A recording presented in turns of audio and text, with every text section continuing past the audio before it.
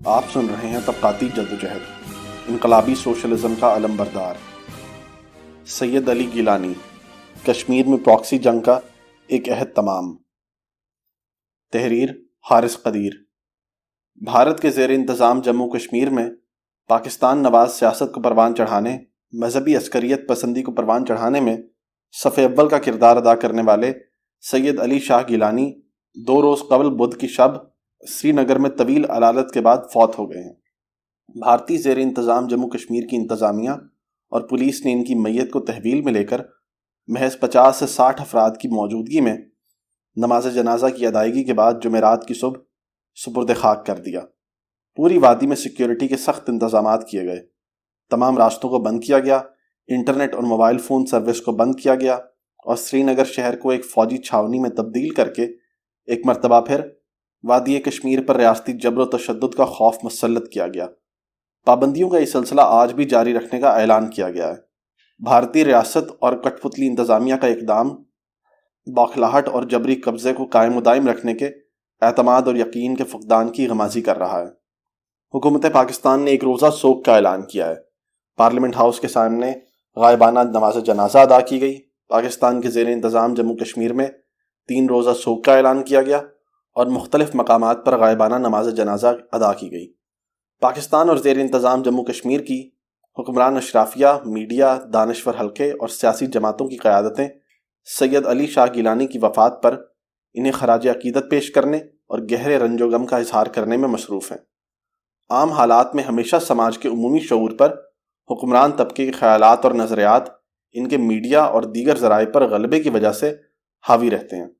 جب معاشرے میں ترقی پسند نظریات کی بنیاد پر سیاسی عمل میں شریک قوتیں بھی حکمران طبقات کے خیالات اور نظریات کی روح میں بہنے لگیں تو اس کا مطلب یہ ہوتا ہے کہ سیاست سے نظریات کوسوں دور جا چکے ہیں۔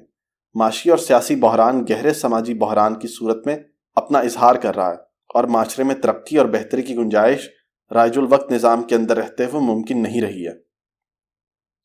سید علی گیلانی نے لاہور سے تعلیم مکمل کرنے کے بعد بھارتی زیر انتظام جموں کشمیر میں درس و تدریس سے وابستگی اختیار کی اور جماعت اسلامی کی بنیاد پرست نظریات سے وابستگی کی بنیاد پر جماعت کی سرگرمیوں میں بھی مصروف رہے۔ 1959 میں سرکاری ملازمت سے مستعفی ہو کر جماعت کے ضلعی امیر کے طور پر کام کرنا شروع کیا۔ مصر کی بنیاد پرست جماعت اخوان المسلمین سے متاثر رہے۔ 1969 میں لوکل گورنمنٹ انتخابات میں حصہ لیا۔ 1972 سے بھارتی زیر انتظام جموں کشمیر کی ریاستی اسمبلی کے انتخابات میں حصہ لیا اور کامیابی حاصل کی۔ 1977 اور 1983 میں بھی ممبر اسمبلی رہے۔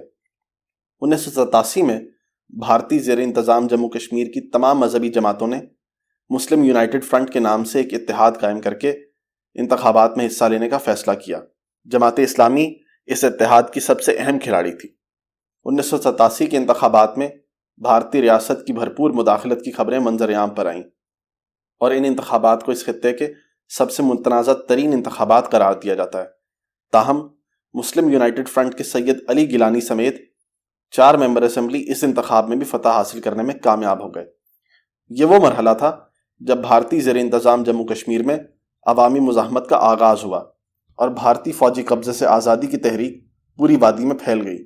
اس تحریک کی حمایت بھارتی زیر انتظام جموں کشمیر کے دیگر علاقوں میں بھی پھیلنا شروع ہو گئی۔ مسلم یونائٹڈ فرنٹ کے ایک اہم رہنما سید یوسف شاہ عرف صلاح الدین ساتھیوں سمیت پاکستانی زیر انتظام جموں کشمیر میں پہنچ گئے۔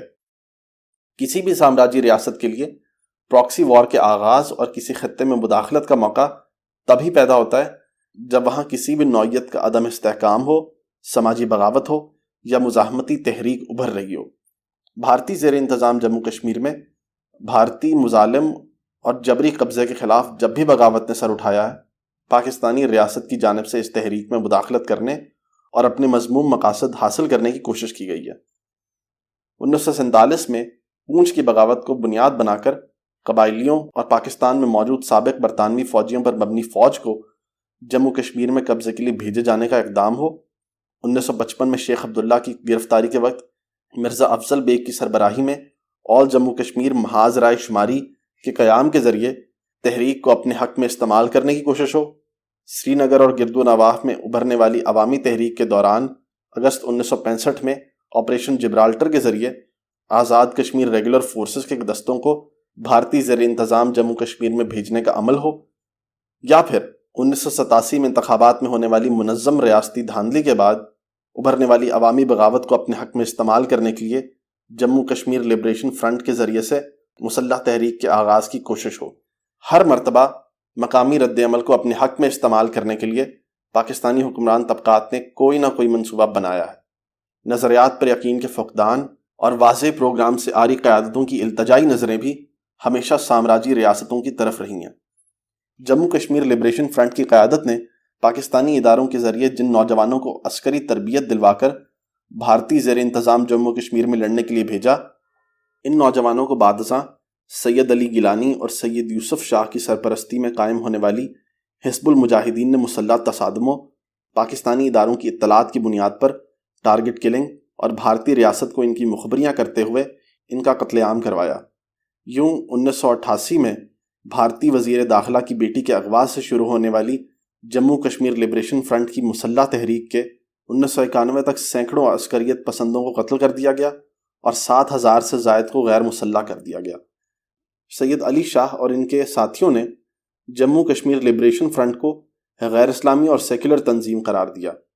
حزب المجاہدین پر لبریشن فرنٹ کے اہم رہنما ماہر امراض قلب ڈاکٹر عبدالاحد گورو، میر وائز قاری نثار، میر وائز کشمیر مولوی فاروق، محمد مقبول بٹ، پروفیسر عبدالاحد وانی، محمد سلطان بھٹ، عبدالغنی لون اور عبدالمجید بھٹ کو قتل کرنے کا الزام بھی ہے۔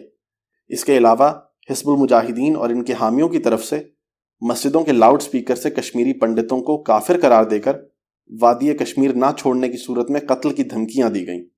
کشمیری پنڈت اور انسانی حقوق کے کارکن پنڈت ہری دے ناتھ وانچو کو بھی قتل کیا گیا اور 1990 سے 2011 تک 400 کے لگ بھگ کشمیری پنڈتوں کو قتل کیا گیا۔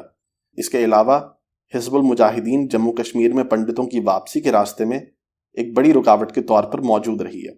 1992 میں 30 سے زائد تنظیموں کے اتحاد آل پارٹیز حریت کانفرنس کی بنیاد رکھے جانے کے وقت سید علی شاہ گیلانی جماعت اسلامی کے نمائندے کے طور پر اس تنظیم کا حصہ رہے۔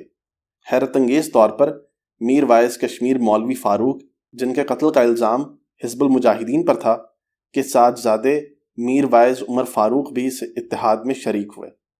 بعد ازاں حریت کانفرنس تقسیم ہو گئی۔ علی گیلانی اور میر وائز نے اپنے اپنے گروپ بنا لیے۔ سید علی گیلانی نے 2004 میں جماعت اسلامی سے علیحدگی اختیار کی اور اپنے قریبی ساتھی اشرف صحرائی کے ہمراہ تحریک حریت نامی تنظیم کی بنیاد رکھی اور آخری دم تک اس تنظیم کے ساتھ وابستہ رہے۔ 2 سال قبل سید علی گیلانی نے خط تحریر کیا تھا جس میں حریت کانفرنس کے نمائندوں پر مالی بے ضابطگیوں سمیت متعدد الزامات عائد کرتے ہوئے حریت کانفرنس سے علیحدگی اختیار کرنے کا اعلان کیا۔ ہم پاکستانی ہیں، پاکستان ہمارا ہے کا نعرہ لگانے کے علاوہ پاکستان میں سیکولرزم اور سوشلزم کے نظریات پر ہونے والی سیاست سے سخت ناراضگی کا اظہار کرنے والے علی گیلانی کو اس طور پر ہیرو بنانے کی کوشش کی جاتی ہے کہ انہوں نے مشرف دور میں 4 نکاتی فارمولے کے تحت مسئلہ کشمیر کے حل کی مخالفت کی تھی۔ تاہم اس وقت ہر اس قوت نے بھی مشرف کے اقدام کی مخالفت کی تھی جو ڈیپ سٹیٹ سے قریبی مراسم رکھنے کی شہرت رکھتی تھی۔ بھارتی زیر انتظام جموں کشمیر میں بھارتی ریاستی جبر اور فوجی قبضے کے خلاف گزشتہ 74 سالوں سے نوجوانوں نے لہو رنگ جدوجہد کی ہے، سامراجی غلامی کو دھتکارا ہے اور جانوں کی نذرانے پیش کیے ہیں، لیکن قیادتوں نے نوجوانوں کی امنگوں، خواہشات اور جذبوں کو فروخت کرنے اور سامراجی عزائم کی تکمیل میں ان کی مدد و معاونت کا فریضہ سر انجام دیا ہے۔ صرف یہی نہیں بلکہ وہ کوئی واضح نظریہ اور پروگرام دینے کے بجائے معاشرے کو مذہبی، لسانی، علاقائی اور قبیلائی تعصبات میں تقسیم کرنے کا بھی موجب بنی ہے۔ واضح نظریہ اور سیاسی پروگرام کے بجائے ذاتی مفادات اور سامراجی مقاصد کے حصول کے لیے نوجوانوں کو انفرادی دہشت گردی کا راستہ دکھایا گیا، جس نے بھارتی ریاست کو جموں کشمیر میں وحشت اور بربریت مسلط کرنے کا جواز فراہم کیا، اور گزشتہ 32 سالوں میں 1 لاکھ کے قریب لوگوں کا قتل عام کیا گیا۔ کئی دیہات اجاڑے گئے، ہزاروں خواتین اور نوعمر بچیوں کی عصمت دری کی گئی، ہزاروں کو معذور کیا گیا۔ جب بھی کوئی ریاست کسی علاقے میں فوجی جبر کا راستہ اختیار کرتی ہے تو وہاں پر رونما ہونے والے انسانیت سوز مظالم سے انسانوں کی روح اور احساس تک تڑپ کر رہ جاتے ہیں۔ یہ سارے مناظر جموں کشمیر کے باسیوں نے ایک سامراجی پراکسی جنگ کا شکار بننے کے بعد نہ صرف دیکھے ہیں بلکہ وہ بری طرح ان مناظر کا شکار ہوئے ہیں۔ بھارتی ریاست کے ان مظالم اور آبادیوں پر فوج کشی نے مزید نوجوانوں کو بھارتی قبضے کے خلاف مزاحمت پر مجبور کیا اور کسی حقیقی متبادل کی عدم موجودگی میں حزب المجاہدین کی پاکستان سے بھیجی گئی بندوق اٹھانے کے علاوہ ان کے پاس کوئی چارہ نہیں رہ گیا تھا۔ حزب المجاہدین کے علاوہ لشکر طیبہ، جیش محمد، حرکت المجاہدین اور حزب اسلامی سمیت متعدد ایسے لشکر اس پراکسی جنگ میں انسانی خون کے کاروبار میں مشغول ہوئے۔ اس بیچ بھارتی ریاست کی جانب سے بھی متعدد لشکر قائم کیے گئے جو بھارتی ریاست کے مفادات کے تحفظ کے لیے قتل عام میں مصروف رہے ہیں۔ سامراجی ریاستوں کے پراکسی ہرکاروں کا کردار کبھی بھی یک طرفہ نہیں رہا ہے۔ انہوں نے ہمیشہ دونوں ریاستوں کے ساتھ ساز باز کا راستہ اختیار کیا ہے، دونوں اطراف سے مال کمانے اور تحریک کو فروخت کرنے کا راستہ اختیار کیا ہے۔ یہی وجہ ہے کہ ایک طرف بھارتی ریاست کی جانب سے سید علی شاہ گیلانی کی وفات پر پوری وادی پر خوف، جبر اور پابندیوں کی فضا مسلط کر رکھی ہے، تو دوسری طرف سید علی شاہ گیلانی کی وفات پر جن جرائم سے پردہ اٹھانے کی ضرورت تھی ان جرائم پر پردہ ڈالتے ہوئے ان کی شخصیت کو ہیرو بنا کر پیش کرنے کی ریاستی کوشش کی جا رہی ہے۔ اس خطے کے نوجوانوں اور محنت کشوں کو دونوں ملکوں کے حکمران طبقات کے اس کھیل کو پہچاننے میں زیادہ وقت نہیں لگے گا۔